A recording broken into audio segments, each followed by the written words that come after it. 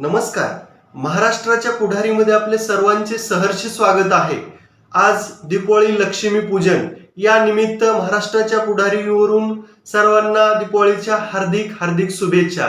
आणि याच दीपावलीच्या निमित्ताने मराठा आंदोलक ते शेतकरी नेते मराठवाड्यातील त्याचबरोबर महाराष्ट्रातील जो शेतकरी आहे तर तो अतिवृष्टीमुळे घायाळ झालेला आहे. शेतकऱ्याच्या घरामध्ये दिवाळी साजरी होत नाही, काळा दिवस साजरा होतोय.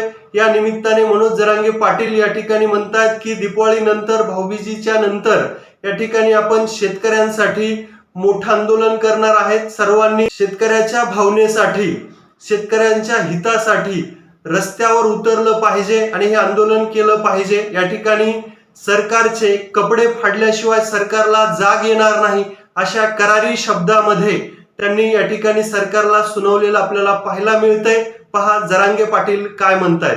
हे पहा, आपण पाहू शकता या ठिकाणी पूर्णपणे मराठवाड्यातील पिकाचे जे काही नुकसान झालेले आहे तर ते प्रचंड स्वरूपाचे नुकसान झालेले. सोयाबीन असेल, कापूस असेल, ऊस असेल, तूर असेल, सर्व पिकं ही पाण्यात गेलेली आहेत. दिवाळी पाडवा भाऊबीज झाल्याच्या नंतर सगळ्या शेतकऱ्यांच्या राज्यात असणाऱ्या तज्ञांना अध्यक्षांना आपण अंतरावलीत बोलून घेऊ, चर्चा करू त्यांच्याशी आणि त्यानंतर मग राज्याची बैठक लावू मोठी आणि तिथं तारीख आंदोलनाची डिक्लेअर करू. आपल्याला रस्त्यावर आणून कपडे फाडावच लागणार आहेत सरकारचे, त्याशिवाय आपल्याला न्याय मिळणार नाही. जसे 70 वर्षे गेले तसे अनेक पिढ्या आपल्या पुढच्या सुद्धा जाते. आता नाही जाऊ द्यायची. एकदा सगळ्यांनी ताकद लावायची. शेतकऱ्याच्या सन्मानासाठी आपला सन्मान सगळ्यांनी सोडून द्यायचा आणि शेतकऱ्याच्या सन्मानासाठी आंदोलनात उभा राहायचं. शेतकऱ्यावरती संकट आलंय, संसार उद्ध्वस्त झालेत, त्यांना हातभार लावणं ही जबाबदारी होती.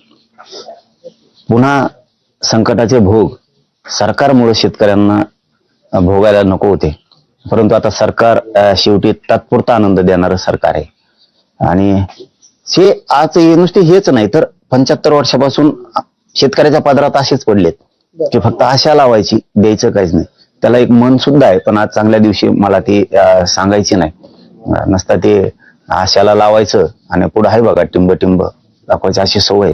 प्रत्येकाच्या मनामनातील मातीच्या कणाकणातील आपल्या व आपल्या हक्काची ललकारी महाराष्ट्राचा पुढारी पाहण्यास विसरू नका.